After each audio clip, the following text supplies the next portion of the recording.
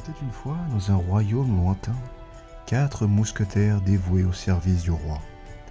Mais avant de plonger dans leur récit épique de leur aventure chevaleresque, permettez-moi de vous narrer leurs humbles débuts.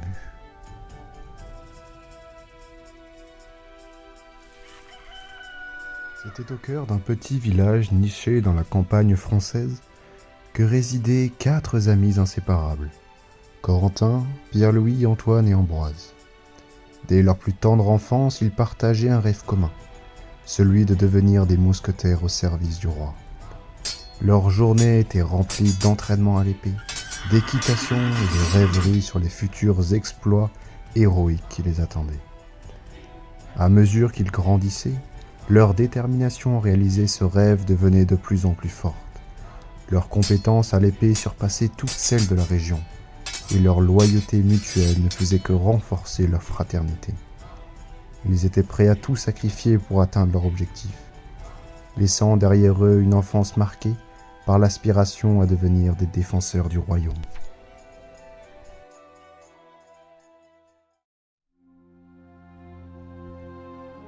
Un jour, une nouvelle arriva au village. Le roi lui-même était sur son lit de mort, ses forces le quittaient lentement. Les frères mousquetaires virent cela comme une opportunité unique et une course contre la montre. Ils se précipitèrent au chevet du roi portant leurs plus beaux habits et leurs épées bien aiguisées. Lorsqu'ils atteignirent la chambre du roi, ils demandèrent audience auprès de lui. Le roi, faible mais impressionné par leur détermination et leur courage, décida de les adouber sur le champ, souhaitant que leurs vœux de loyauté et de service à la couronne puissent l'accompagner au-delà de la vie. Corentin, Pierre-Louis, Antoine et Ambroise étaient désormais officiellement des mousquetaires, et leur adoubement ont eu lieu aux côtés du roi sur le lit de mort.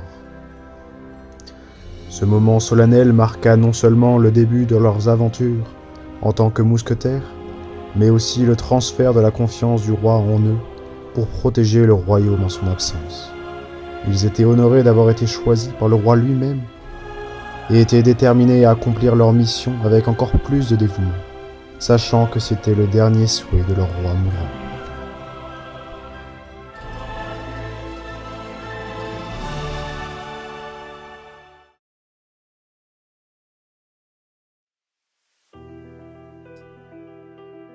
Un jour, une rumeur se répandit dans tout le royaume.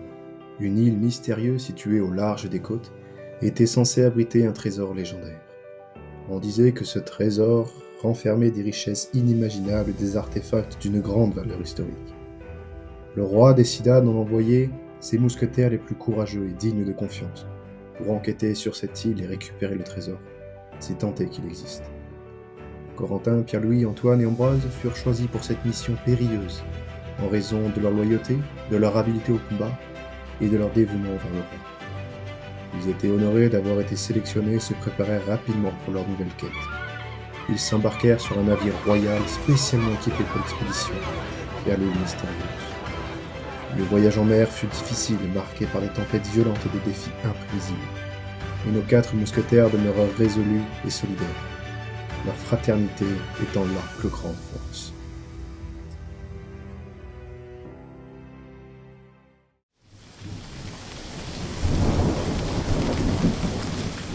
Un jour, alors que les mousquetaires se dirigeaient toujours vers l'île mystérieuse à bord du navire royal, leur voyage en mer fut soudainement interrompu par une attaque inattendue. Un bateau ennemi, arborant des voiles noires et des drapeaux sinistres, surgit de l'horizon. Les mousquetaires réalisèrent rapidement qu'ils étaient confrontés à des pirates notoires. L'attaque du bateau ennemi débuta au crépuscule, alors que le soleil se couchait à l'horizon. Les mousquetaires furent pris par surprise, et leur détermination à trouver le trésor ne faiblit pas. La nuit s'installa rapidement, et la bataille en mer fit rage sous le clair de lune. Les canons tonnèrent, illuminant le ciel obscur de l'éclat de leur détonation. Les mousquetaires combattirent sans relâche, repoussant les assauts répétés des pirates.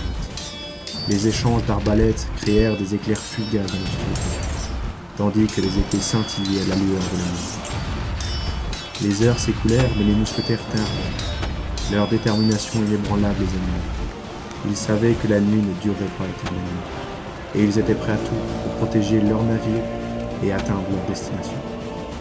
Peu à peu, À mesure que l'aube pointait l'horizon, les pirates finirent par battre en retraite, reconnaissant la ténacité et la bravoure des mousquetaires.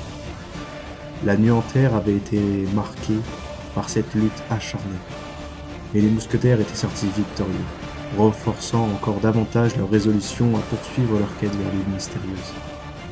Ils savaient que d'autres défis les attendaient, mais ils étaient prêts à tout pour découvrir la vérité et protéger leur royaume.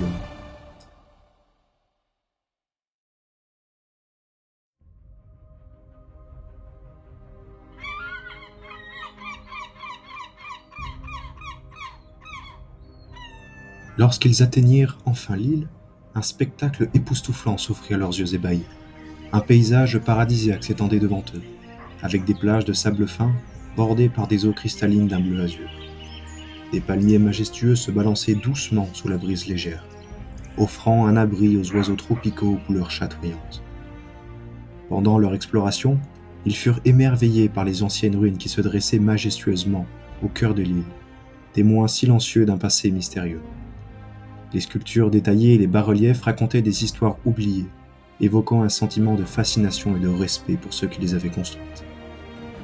Malgré les défis et les dangers qui se dressaient sur leur chemin, la beauté envoûtante de l'île les inspirait et les motivait à poursuivre leur quête. Avec détermination et esprit d'équipe, ils surmontèrent chaque obstacle, se guidant mutuellement à travers les mystères de l'île enchantée.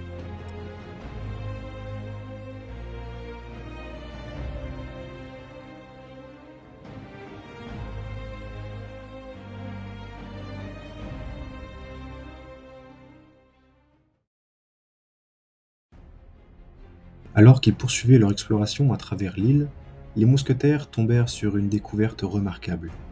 Une grande porte sculptée dans une paroi rocheuse, ornée de symboles mystérieux et de motifs complexes. Elle semblait garder jalousement les secrets de l'île, dissimulant ce qui se trouvait derrière elle. Intrigués par cette porte imposante, Corentin, Pierre-Louis, Antoine et Ambroise s'approchèrent avec précaution. Ils examinèrent attentivement les inscriptions et les sculptures qui l'ornaient, cherchant des indices sur son origine et sur la manière de la franchir.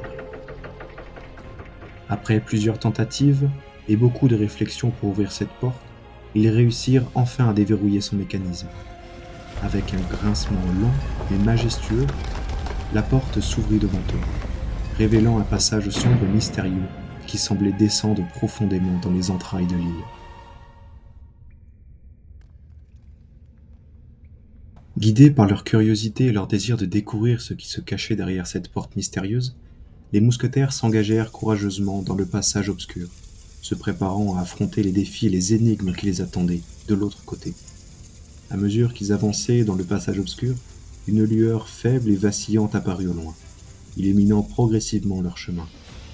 Les mousquetaires, guidés par cette lueur mystérieuse, poursuivirent leur progression avec une anticipation grandissante, se demandant ce qu'ils allaient découvrir à la fin de ce périple souterrain. Finalement, ils émergèrent dans une vaste salle au trésor éclairée par des torches vacillantes accrochées au mur de pierre. Dans la salle au trésor, alors que Corentin, Pierre-Louis, Antoine et Ambroise s'émerveillaient devant les richesses inestimables et les artefacts historiques, ils découvrirent quelque chose de très inquiétant. Au fond de la pièce, dissimulé dans l'ombre, se trouvait un ancien parchemin scellé. Intrigués, ils s'approchèrent de l'étrange document et décidèrent de l'ouvrir. Ils déroulèrent avec précaution le document et découvrirent une prophétie écrite dans une langue énigmatique, mais partiellement compréhensible grâce à leur connaissance en ancien français. La prophétie révèle que la légendaire table ronde, symbole de la chevalerie et d'unité sous le règne du roi Arthur, aurait mystérieusement disparu. Selon la prophétie, la table ronde ne serait pas simplement volatilisée, mais aurait été emportée par une force obscure dans une dimension parallèle pour tester la vertu et la bravoure des chevaliers de l'âge présent. Les mousquetaires, intrigués et alarmés par cette révélation, retournèrent immédiatement au royaume pour en informer le roi. Le roi, conscient de l'importance symbolique de la table ronde, charge les mousquetaires de la retrouver et de la restaurer à sa place d'origine, pour assurer la continuité de l'ordre chevaleresque et la stabilité du royaume. Les mousquetaires commencèrent à rassembler des informations et des artefacts liés à la table ronde, explorant d'anciennes bibliothèques et rencontrant des érudits. Ils découvrirent que pour trouver là où la table ronde est retenue, ils doivent rassembler 3 reliques sacrées dispersées à travers le royaume.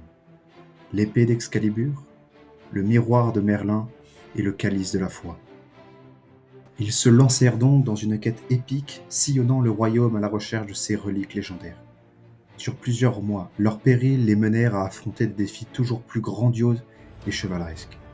Parmi ces aventures mémorables, ils affrontèrent un dragon maléfique, traversèrent à la nage des lacs ensorcelés, escaladèrent des montagnes vertigineuses et bravèrent les supplices des 4 éléments. Ils durent également s'aventurer à travers des forêts hantées, explorer les sinistres grottes de la mort et surmonter de nombreuses autres épreuves éprouvantes qui testèrent leur détermination au plus haut point. Malgré tous ces défis, Corentin, Pierre-Louis, Antoine et Ambroise ont réussi à récupérer toutes les reliques. La suite de leur histoire, c'est à vous de l'écrire, chers scouts. C'est à vous d'aider les 4 mousquetaires à préparer l'expédition finale pour aller récupérer la table ronde.